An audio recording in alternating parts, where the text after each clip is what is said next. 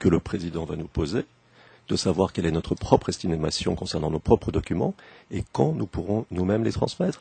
Je veux dire par là que c'est l'intérêt de tout le monde d'essayer d'aller le plus vite possible. Et encore une fois, je crois qu'il y a un socle, quelque chose dont nous disposons d'ores et déjà. Ce sont les éléments qui sont aujourd'hui à la disposition du procureur. Raisonnons là-dessus et cela ira plus vite parce que cela nous permettra, nous aussi, de nous déterminer.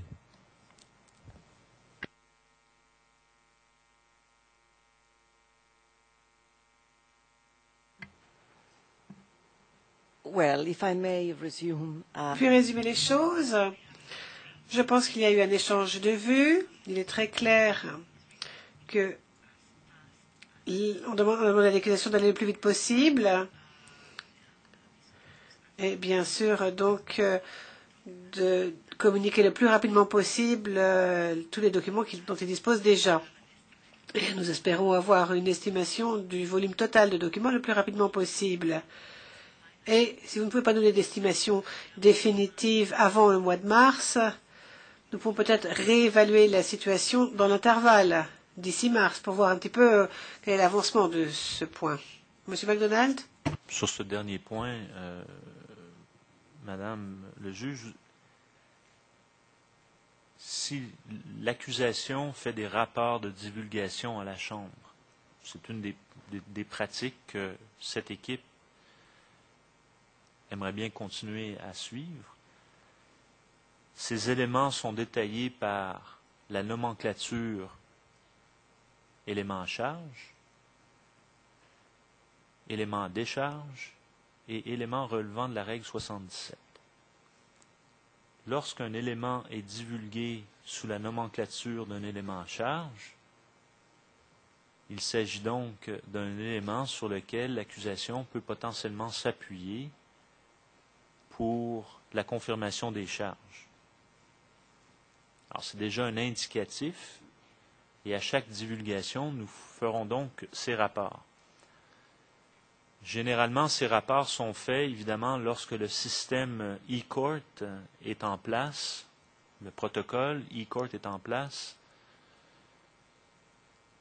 et donc, lorsque nos collègues auront les outils tels qu'ordinateur, accès à e-court et ainsi de suite, nous pourrons donc divulguer en format tel quel les documents selon ces trois différentes nomenclatures et en faire rapport à la Chambre. Et déjà, ça sera une indication. Et ça se fera d'une manière, ce qu'on appelle le rolling disclosure.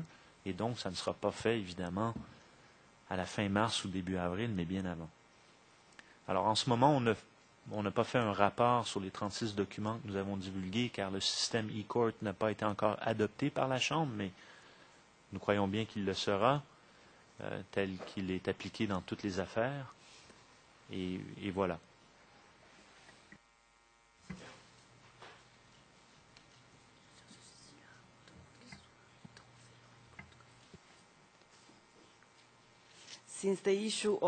Étant donné que la question de la cour électronique vient d'être soulevée, puis-je maintenant m'adresser plutôt au greffe.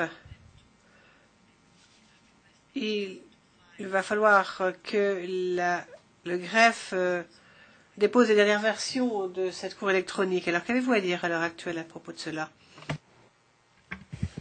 Madame le Président, effectivement, le greffe déposera dès que possible et dans le délai imparti par la Chambre un protocole de prétoire électronique mis à jour avec, en consultation avec le groupe de travail appelé le e-court user group.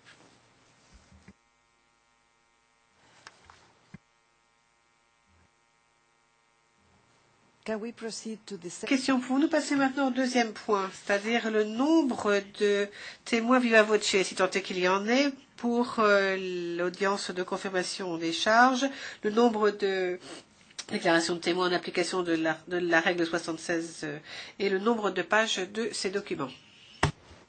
Alors, l'accusation n'entend pas appeler aucun témoin, ici à la barre,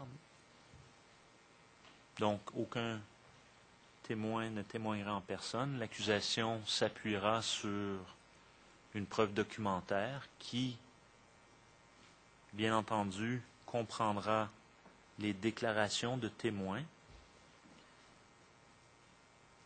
Alors maintenant, il y a deux types de témoins. Il y a des témoins qui tombent sous l'article 55.2 et la règle 112, qui comporte des transcriptions.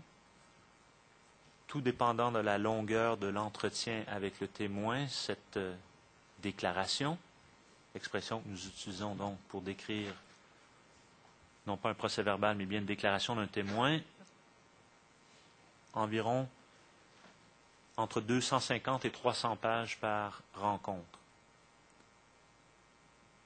Des déclarations qui tombent plutôt sous la règle 111, c'est-à-dire des témoins qui n'ont pas à être informés de leurs droits.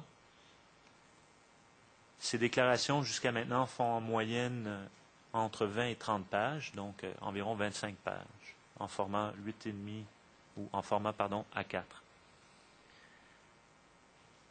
À ce moment-ci, l'accusation n'est pas à même de vous fournir le nombre exact de témoins ou de déclarations de témoins sur lesquels nous allons nous appuyer, mais ce nombre sera certainement entre minimum, je vous dirais, une dizaine de témoins.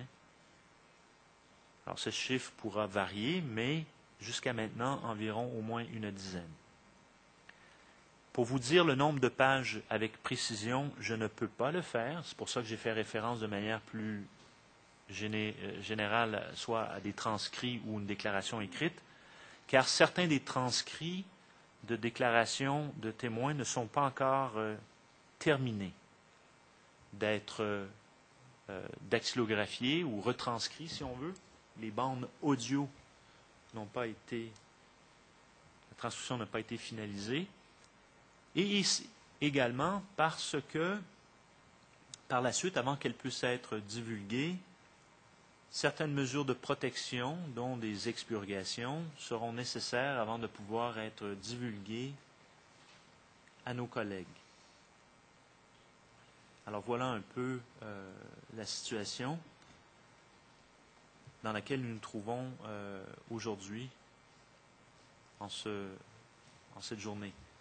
Alors, voilà la réponse donc un peu à cette question. Il est clair que nous allons nous appuyer sur des témoins dits initiés ou relevant de la règle 112. Leur nombre précis va pour eux certainement osciller entre 5, 6, 7 témoins. Et les autres seront plutôt des témoins qui ne relèvent pas de cette règle-là. Donc, voilà en ce moment ce que je peux vous mentionner. Mais encore une fois, il y aura notification au fur et à mesure à la Chambre par ces rapports de divulgation qui sont soumis au dossier et auxquels la Chambre aura donc accès. Alors, lorsque nous allons divulguer à nos collègues, un rapport est fait. Mais inévitablement, si la Chambre décide de contrôler le système d'expurgation, vous en serez avisé inévitablement lorsque nous demanderons des autorisations pour expurger les déclarations de témoins.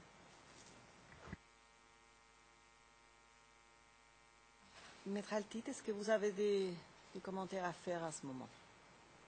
Merci Madame la Présidente. Sur ce point particulier, pas d'observation. Si vous permettez, à un moment, j'aimerais revenir juste quelques instants sur le format électronique, sur le e-court, etc. Oui. Merci. Alors, c'est un point technique, mais un point technique qui pour nous a une grande importance. Le bureau du procureur communique les éléments de preuve à la défense par le biais de Ringtail. L'équipe de défense ne dispose pas aujourd'hui de bureau dans les locaux de la Cour. Elle ne dispose pas non plus du matériel informatique qui pourrait lui permettre d'avoir accès à Ringtail. Par conséquent, aujourd'hui, l'équipe de défense n'a pas accès aux éléments que pourrait lui transmettre le procureur. Même en utilisant Citrix, un serveur qui ne fonctionne que par le biais d'Internet, il n'est possible que de lire les documents et certainement pas de les télécharger ou d'enregistrer les 10 documents. En plus, Citrix présente toutes sortes de problèmes techniques. Je ne les détaille pas, mais nous en avons fait une analyse qui nous empêche l'utilisation de Citrix, n'est pas adéquate pour travailler, pour bien travailler. Par conséquent, la défense a une requête.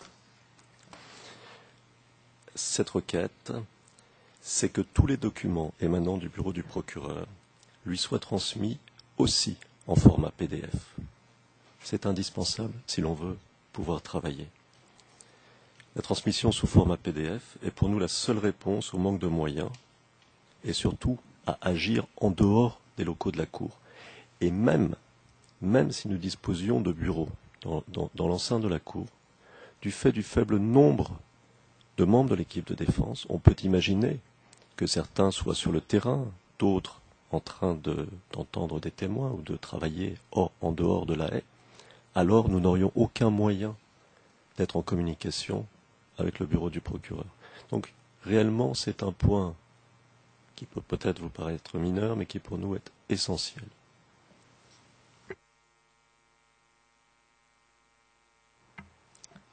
Merci. Sur ce Oui. point, ce que je vous... Compte tenu que l'équipe en ce moment n'a pas accès à quelques systèmes avec le soutien du greffe, nous avons divulgué les documents en format PDF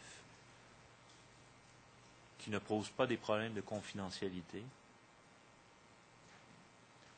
Ce que je propose, c'est que mon collègue soumette une écriture en bonne et due forme et nous y répondrons en bonne et due forme que faire une déclaration ou une requête orale. Mais il y a des standards qui forment la pratique ici devant cette institution et celle proposée par mon collègue ne l'est pas. Dans la mesure où la Chambre adopte ou non le e-court protocol, ou le protocole e-court, c'est ce dernier qui régit donc la divulgation et les rapports de divulgation entre l'accusation et la défense. Car c'est une cour qui se veut des plus électroniques, la plus, sinon dans le monde. Alors, je veux bien accommoder en ce moment notre collègue, et c'est ce que nous allons faire en divulguant en format PDF les documents jusqu'à temps que la Chambre adopte le modèle e-court et que nos collègues aient accès à un ordinateur ici. C'est la raison pour laquelle, évidemment, je comprends qu'il y avait à la comparution une personne qui s'identifiait comme étant un case manager qui, évidemment, est la liaison entre notre case manager et l'équipe de défense. Alors, je ne crois pas qu'il y ait trop de difficultés une fois que les infrastructures seront mises en place par le greffe pour que mon collègue, les obstacles auxquels il fait mention ne soient pas justement des obstacles à ses enquêtes sur le terrain ou à la divulgation d'informations. Merci. Merci beaucoup.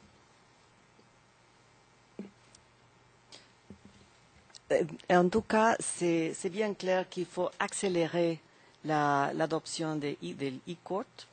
Alors, je voudrais demander au greffe de présenter ces e-court à la Chambre à la fin de cette semaine, vendredi. Est-ce que c'est possible? Madame la Présidente, effectivement, nous étions déjà en train de prévoir cela. Nous allons faire tout le possible et je pense qu'on va parvenir à déposer ce